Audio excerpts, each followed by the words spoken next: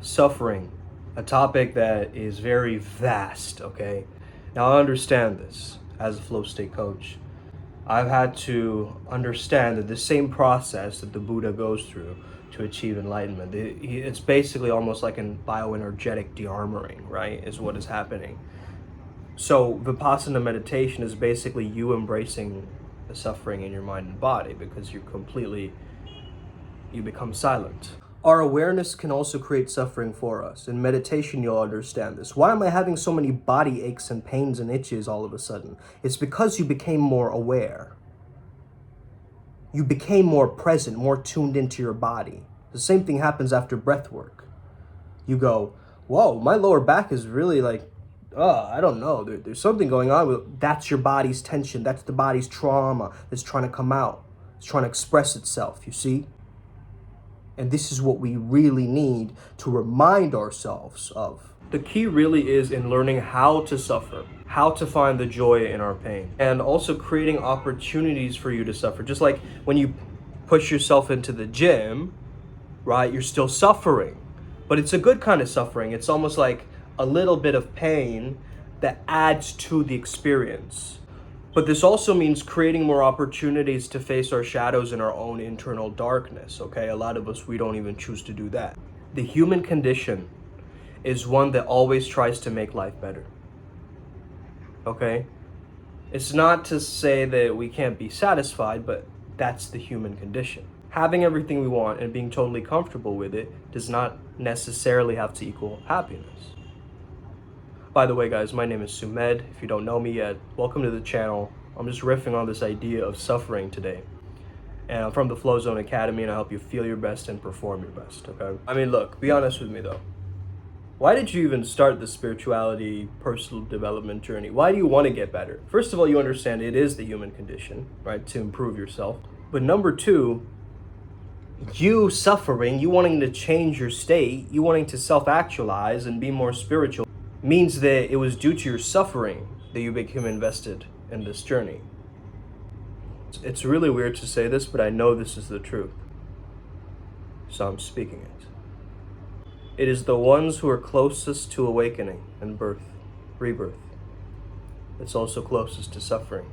Because the process of birth itself is painful. You know, when I was a baby, they said that I never cried. I find that very weird, because I think that little babies are like, they're the epitome of suffering, right? It's the small person suffering in front of you, crying, vomiting, need diaper change, wah. These children know something, man, and it comes through their temper tantrums. Like when they're doing this, it's actually amplifying and strengthening their psoas muscles. Not that they know that, right? They don't have any wit. They have the downloads of that. We're wanting to throw a temper tantrum in the middle of the supermarket and doing this when it's actually really good for our bodies, right? So children have this code, but they have it, us adults think that they're, misbehaving or whatever, but it's actually healing them, and it can actually heal us if we allow ourselves to do the same thing as these children do. You see, suffering gets us to actually search for the higher consciousness, because we're actually searching for answers. We don't want to be stuck in this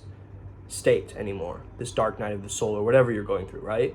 You don't want it anymore, so it actually gets you to seek upwards. That is what a seeker is. But you want to avoid just being a seeker for the rest of your life, right? You want to actually wean yourself off of seeking and get yourself back into being. But that happens after a later portion of time. It's almost like, I say this with the exercise shaking.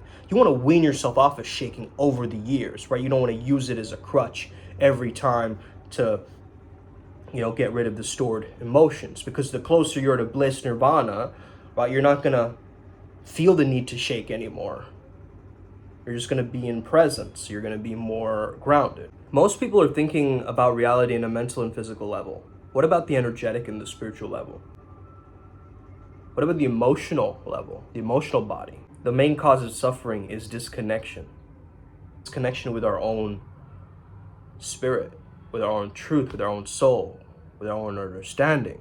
I usually don't take on this paradigm of, and I do have a tendency to do this, I don't let anyone believe that they're more crucial to my spiritual development than myself.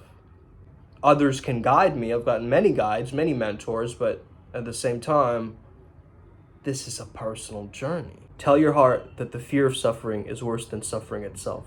And no heart has suffered when it goes to search for its dreams, because every second of the search is a second encounter with God and with eternity.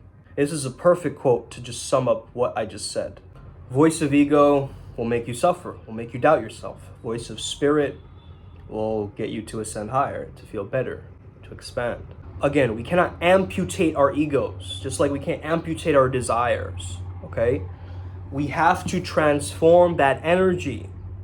So if you were addicted to something, you can't suddenly get rid of that addiction without replacing that addiction with a newer addiction, with something else, right? A healthy obsession, rather than something that's taking you away from your mission and your path.